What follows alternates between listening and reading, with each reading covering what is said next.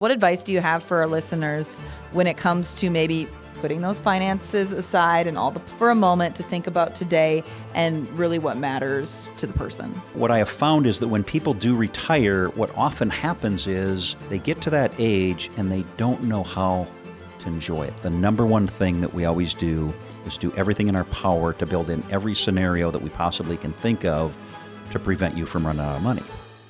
Welcome back to another edition of the Retire and Thrive podcast, where we help you live your life with purpose, wealth, and confidence. I'm Kamie alongside Dan, and we are so thankful that you're joining us wherever you're streaming this podcast. This is actually episode 22 already. It flew by. That's a lot.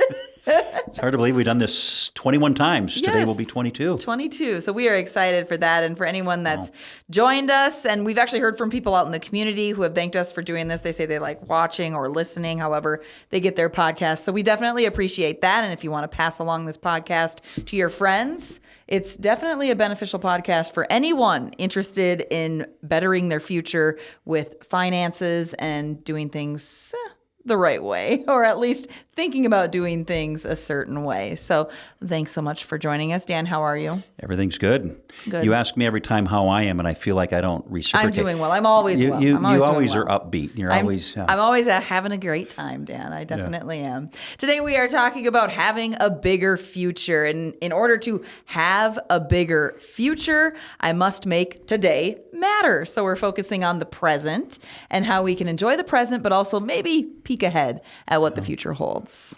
And this is actually the last lesson in the book of Retire and Thrive. Yes. And so we've got just a couple of episodes, maybe 2 or 3 episodes. We'll talk specifically about this chapter or this lesson.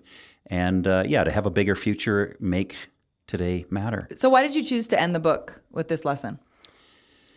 When I put the book together, Kamie, I think it was really, how do I take all of this complexity? You make these comments of how I know all this stuff. And so You do. a lot of it is just lessons I've learned vicariously through clients of ours. And sometimes they've been mistakes, and it's, we try to do things the correct way. But most of the book was, how do I write a book in a very concise manner that people can read and take away from it and say, oh, I should look at things through a different lens, or maybe I should have a talk with my accountant, or maybe I should talk with my advisor about a couple of other things. So this lesson, being the last lesson, is we talk about all of these different things, from cash flow to Social Security to taxes to all of this. And I tried to do it as, a story format in the book. But this lesson is really about taking all of that stuff, all the finances and all the complexities, and just parking that for a minute and saying, what do I really want out of life? What really is my purpose? And what is, how do I make today matter? I mean, what is it that I've worked all these years for, and I've done all the right things financially? Now, the last chapter in the book is, how do I make today matter? Yeah, and for some, it's really hard to put the finances aside and stop thinking about it, because there are so many. You touched on all the different topics that we've discussed, and there's so much there. So what advice do you have for our listeners when it comes to maybe putting those finances aside and all the planning aside for a moment to think about today and really what matters to the person? Yeah, I don't want to go too heavy here, but, I'm kind of approaching that stage too. I'm in my late 50s. And so I think, and I reflect back on my life, and again, as I mentioned, a little bit vicariously through clients' lives, but I think about life, at all these different stages. So like for me, you're going to school, and then you graduate from high school, and then I happen to go off to college. Some people go to college, some people go right into the workforce. But eventually we get into the workforce in our 20s typically. And then we have a little bit of financial freedom because we're getting a nice paycheck that we're not used to. And so then we enjoy some of that. And then a lot of us, find spouses, we get married and we have kids, and then things are kind of strained because we just don't have the resources. And so then it's all about the kids and putting them through, basketball camps and programs and clothes and prom dresses, and it just goes on and on and on and on. And then they get to a certain age and you want to help them with college. And then all of a sudden, again, it doesn't work this way for everybody, but then it gets to a certain age where you're like in your 50s and all of a sudden the kids are gone. It's like, oh, finally, I've got a little bit of extra money. Sure. And so what do? We save. We're going to max out our 401k because we're used to not having a lot of money. And so ever since, I think about my lives, and I told you the story about how it wasn't always a financial easy thing for me in my 20s. And I told you the Tupperware story. Tupperware, yes. Tupperware story and the budgets and being frugal. And those are all true. It's just, when you're younger, you don't have the resources. But my point is this, once I started having kids, there was never a lot of excess money hanging around at the house. And once the kids were gone, then it was time to kind of, let's really hone in on the investments, let's contribute so that I do have a nice retirement. And I'm not retired, but what I have found is that when people do retire, what often happens is they get to that age and they don't know how to enjoy it. They don't know how to spend it because they've never been in that situation. And I think of like my parents, who are both gone, but they were born in the 1920s. And so I refer to them as the Bob Hope generation. People that were born in the 20s, maybe they went through the Great Depression. My dad was born in 1927. So during the Great Depression of 29 and 30, he was a toddler. And my mom was actually born in 1929. But if you look at people like that, even if they weren't aware of the Great Depression era, their parents were, and so they lived a life of extreme frugality. And then the next generation, which would be me, we were kind of instilled the same thing, don't waste money, but not maybe to the extent of, like my mother would put aluminum foil in the dishwasher and reuse it. I mean, that was just what she did, My point is this, oftentimes when people save and save and save their entire life and then they retire, they don't know, I hate to say how to spend the money, but they don't know really how to live because they're so accustomed to saving. And oftentimes people say, well, what happens if I need all the money? And generally speaking, I say, well, at 65, you're not going to need it all in 1 year. Yeah. We're projecting that, this money is going to be around for 20, 25, 30 years until you're 90 or so.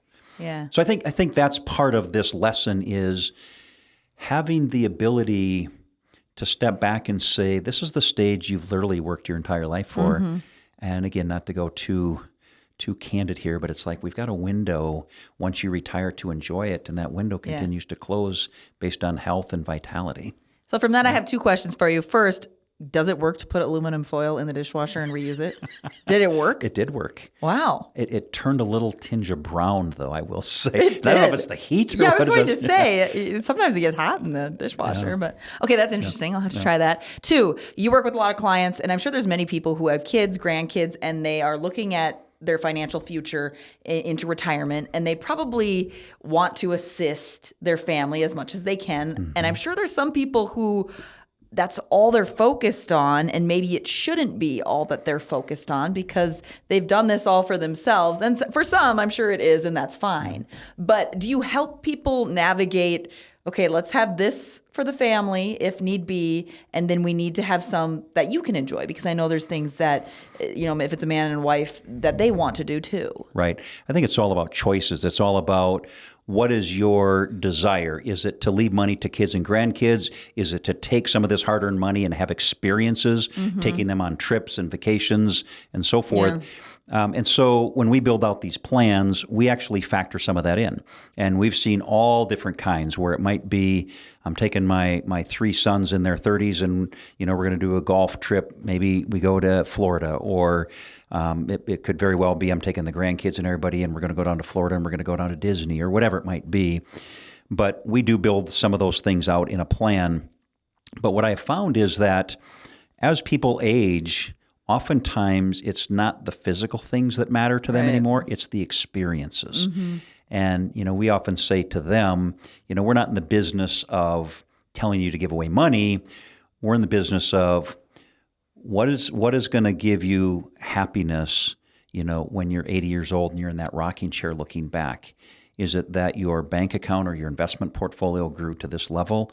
Or is it some of the memories that happened, when you were in your 60s and you brought kids and grandkids? Yeah. And it's nice to throw that out there for some people because they might not even consider it really. Right. It might just be, I can give, a $500 check at Christmas. Or perhaps you could put that towards Disneyland with the kids and enjoy the Right. experience with them. You mentioned in the book Aunt Sarah's story, maybe there's some folks that haven't read the book, watching or listening. Can you reiterate briefly about that story, and why was that something that you wanted to mention in the book, and what can listeners learn from it? Yeah, and I think there's two things with that. One was kind of an emotional, where she wasn't really mentally prepared for retirement. And then also we did tie in a little bit of a financial lesson there with inflation, because she had a pension and the pension was fixed. And when she retired, it was a nice pension, but as the cost of goods continued to go up. But I think for today, it's more about that emotional shift, that it's okay to splurge on yourself. It's okay to enjoy. In the book, the story with Aunt Sarah, I mean, she wasn't married, didn't have kids, but it was important for her not to run out of money. And so it was really difficult for her to spend money and take trips and do the things that she really wanted to. And, you know, we always tell our clients when we sit down with them and we're building out these financial plans, the number one thing that we always do is do everything in our power to build in every scenario that we possibly can think of to prevent you from running out of money. Right. We can't control spending. We can't control inflation. We can't control returns, but we try to build in as many scenarios as possible. So our number one goal is to do everything we can for clients not to run out of money. But then, Kamie, our number two goal right behind that is to encourage them to do the things they want to do while they're still healthy enough to do those. And that's painful for me at times, to see people that have saved and maybe their health deteriorates at an earlier age than they anticipated, and they can't take those trips, or they can't do the things that they wanted to do. And again, it's a little bit of a balancing act, too, of we don't want to spend too much so that someday we run out of money. Because, you know, I don't want to mix up chapters here, but in chapter 6 last week when we were talking about taxes, and I said that's just a big uncertainty of future tax rates. Right. And that's why I'm so big on the Roths. But when we build out financial plans, one of the biggest uncertainties isn't just future tax rates, but the biggest is life expectancy. Sure. Yeah. And so if people live into their 80s and 90s versus people that, you know, have an untimely death that they're in their 70s, it does make a big difference. So that's why we kind of tend to embrace it and say, enjoy it while you can. And back to Aunt Sarah's story, everyone loves to hear, oh, it's okay to splurge on yourself. But bringing that into my next question, on a practical level, what does it mean to make today matter? I think it's, for me, Kamie, it's about being intentional. When I say make today matter, it means pick up that phone, call someone maybe you haven't talked to in 6 months, whether it's a relative or whether, you know, a niece or a nephew or an aunt or an uncle, or doing maybe something that you didn't have time to do before you retired. And I know we kind of joke, you know, us working people about taking up wood carving or candle making or whatever it is, but people find that's a good outlet. And I've witnessed that again through the lens of other people that have retired. But it's not just, just coasting and just kind of spinning your wheels and say, I'll get up when I want to get up and I will watch what I want, when I want, how I want. We find that oftentimes when people are intentional about what their day looks like, they tend to be happier in retirement. Yeah. And I think there's a book by Simon Sinek, and it's basically Know Your Why. Like, what is your purpose? Like, why are you here on this earth? What is it that you want to accomplish, and why? You know, it's kind of like when we talk to people, they might say, you know, we want to spend $15,000 a year to go traveling. And often I come back and I say, why is that important to you? They might say, well, we've never seen Alaska, or we've never been to Europe, or, you know, there might be different reasons. But if it's just, well, that's what my friends are doing, I usually say, wrong answer. Yeah. So I think know your why is kind of a big thing for people. Yeah, that's some good life advice for everyone. Yeah. Do you do anything on the side? Any side hobbies? I mean, we golf, but that doesn't count.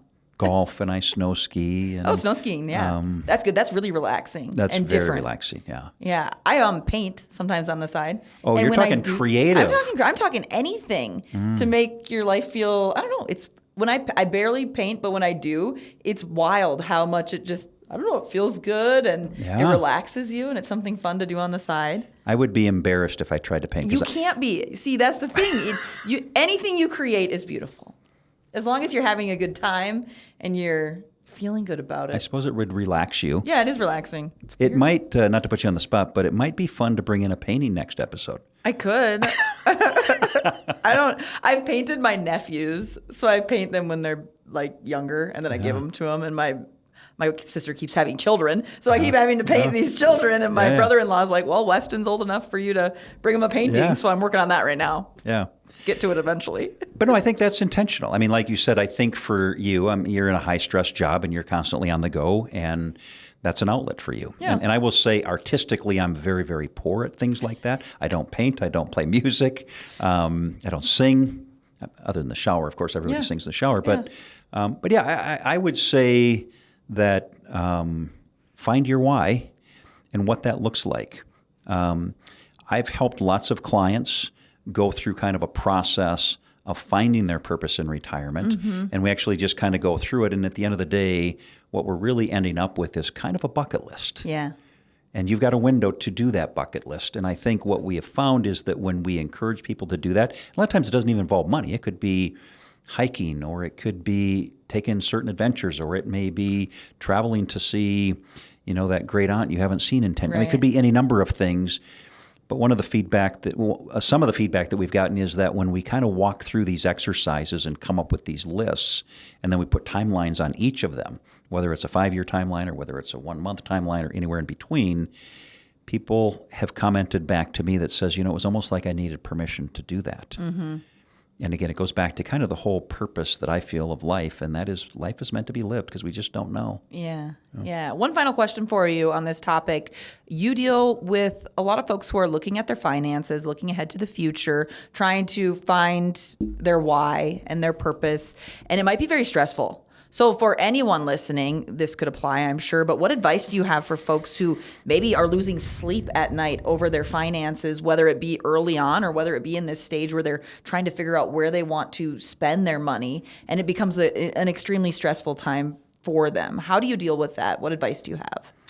Yeah, so if you're asking specifically if someone's stressed out about if they're retired or not retired? Either or. Either or? Either or. You deal with retired folks all the time. But maybe let's go with that. They're at that stage where they're trying to find where they should spend their money. And beyond taxes, beyond all of that, they have the money. They want to spend it here or there, but it's stressing them out. Yeah.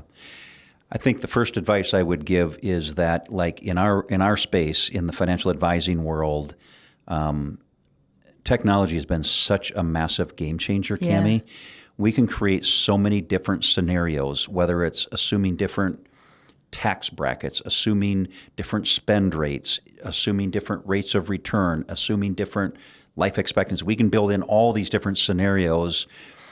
And I feel like if somebody's really stressing out over their money, they need to go get help. Just like if I'm stressing out over some issue, I'm going to go get some professional advice, whether it's a counselor or whoever it might be. Yes. And it doesn't hurt to get a couple pieces of advice because, in our world, in the financial advising world, you can talk to 3 different people and you might get 3 vastly different opinions about what to do. And all 3 of them aren't right or wrong. They're just their view. And my opinion is get different opinions, get someone who has access to some of the software and technology, and at the end of the day, when the dust all settles and you've met with 2 or 3 different people about, this is really bothering me, 9 times out of 10, I have found that if I go with my instinct, it's usually right.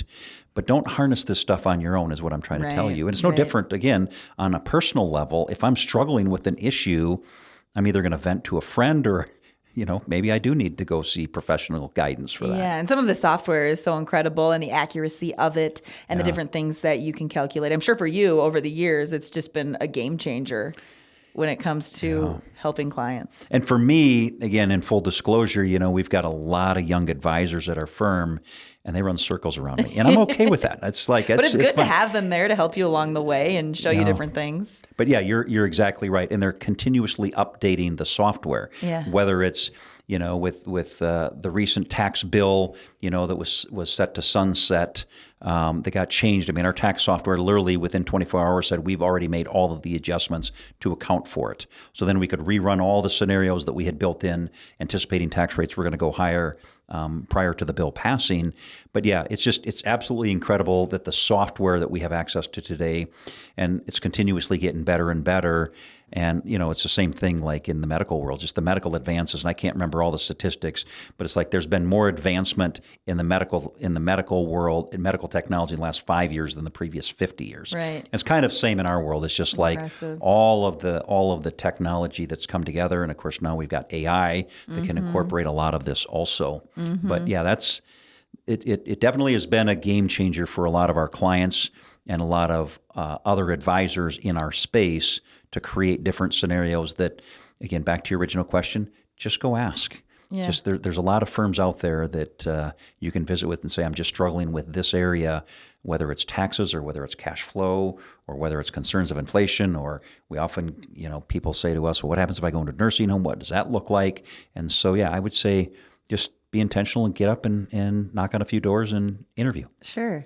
Great answer. To have a bigger future, make today matter. And you can do that by utilizing software and technology. Yeah. Let it be your friend, not your enemy. Anything more that you'd like to add, Dan? I think that's all for this episode. I know we've got 2 more episodes we're going to plan for this last lesson.